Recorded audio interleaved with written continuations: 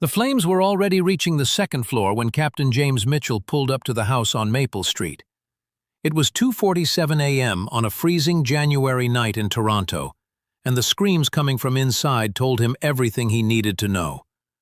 This was not going to be a routine call. James had been a firefighter for 12 years.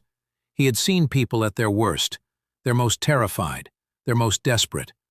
But nothing, absolutely nothing, could have prepared him for what he was about to witness inside that burning house. What happened in the next 11 minutes would not just save a family, it would change his entire life, forever. The dispatch had reported a family of 5 trapped on the second floor. Electrical fire, fast spreading. James grabbed his axe and oxygen tank, signaling to his team. "We go in through the front. 2 minutes max. In and out." The heat hit him like a wall the moment he broke through the door, smoke so thick he could barely see his own hands. The stairs were already compromised, flames licking up the walls. He could hear children crying somewhere above. But there was something else, a sound he had never heard in a fire before. Someone was singing. Not screaming, not crying, singing. James pushed forward, his heart pounding. Every second counted. The structure could collapse at any moment. He reached the second-floor hallway, following the sound of the children. The bedroom door was closed, smoke pouring from underneath.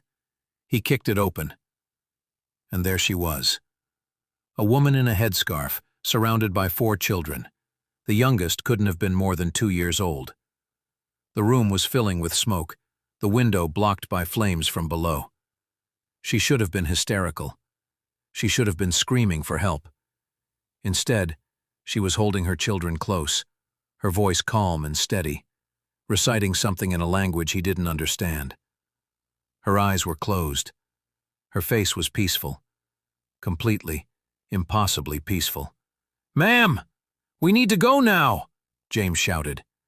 She opened her eyes and looked at him. And in that moment, in the middle of that inferno, she smiled.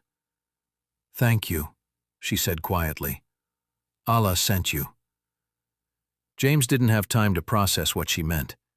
He grabbed the 2 youngest children, signaling his partner Rodriguez to take the older ones. "Ma'am, come on!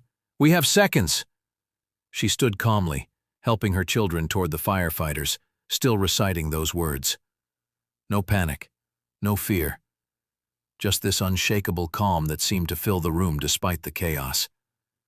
They made it down the stairs just as the second-floor ceiling began to collapse.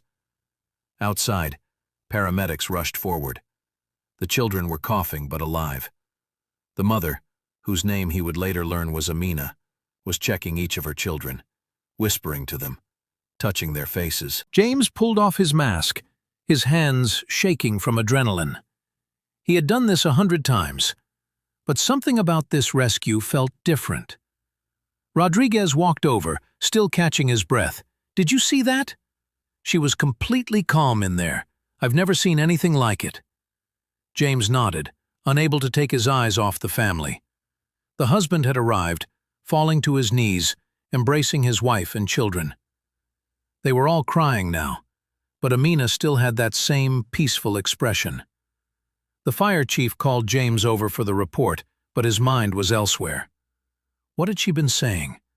What kind of faith makes someone that calm when death is literally surrounding them? 3 days passed. 3 days where James couldn't sleep properly.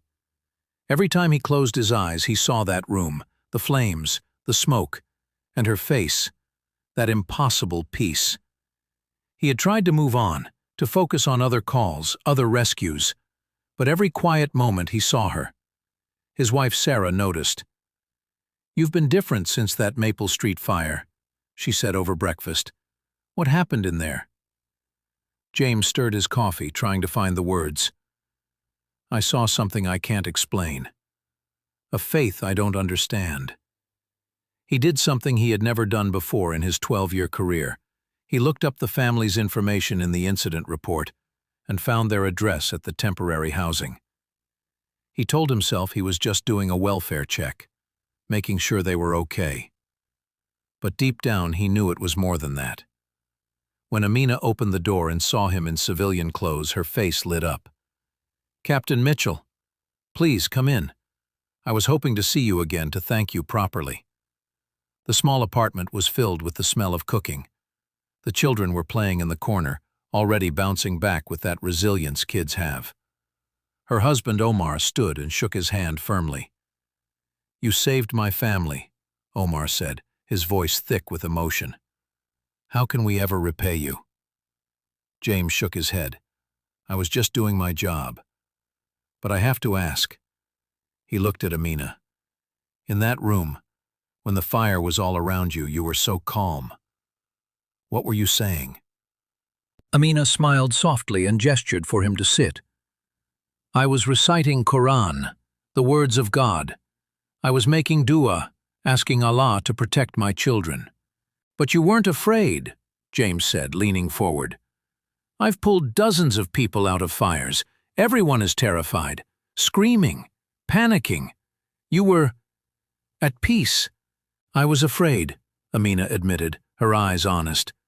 "My heart was pounding. I could feel the heat. I knew we might die. But I also believe that Allah is in control of everything. If it was our time to return to Him, then we would. If it was not our time, then He would send help." She looked at him meaningfully. "And He did. He sent you." James felt something shift inside him. "You really believe that? That someone is controlling everything, even in that moment?" Omar leaned forward. "Captain Mitchell, can I ask you something? In your 12 years as a firefighter, how many times have you been in situations where you should have died, but somehow you made it out?" James thought about it. The collapsed building in 2019 where he had moved 1 second before the beam fell. The chemical fire in 2021 where something told him to turn left instead of right. The car explosion last summer where he had hesitated for just a moment.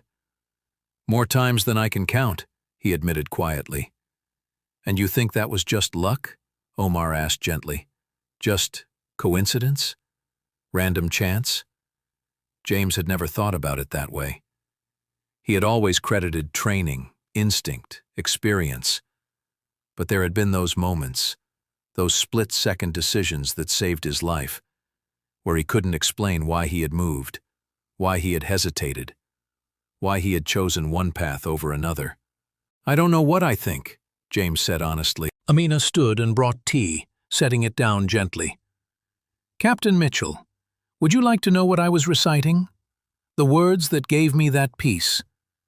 James nodded, unable to speak. She picked up a book from the shelf, a translation of the Quran.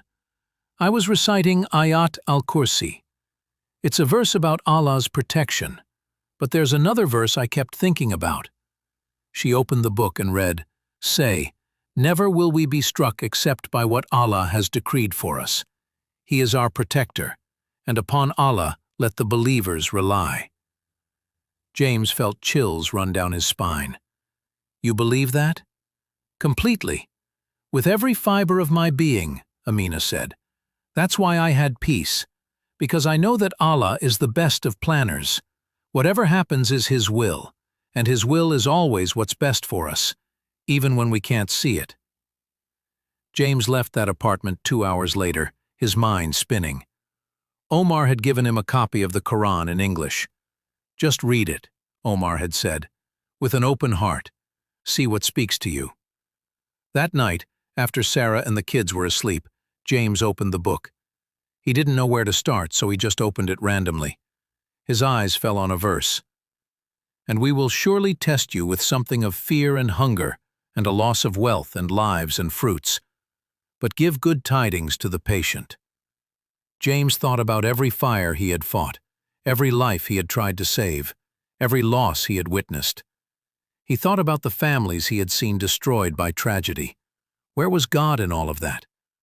But then he thought about Amina's face, that peace in the middle of the inferno. That wasn't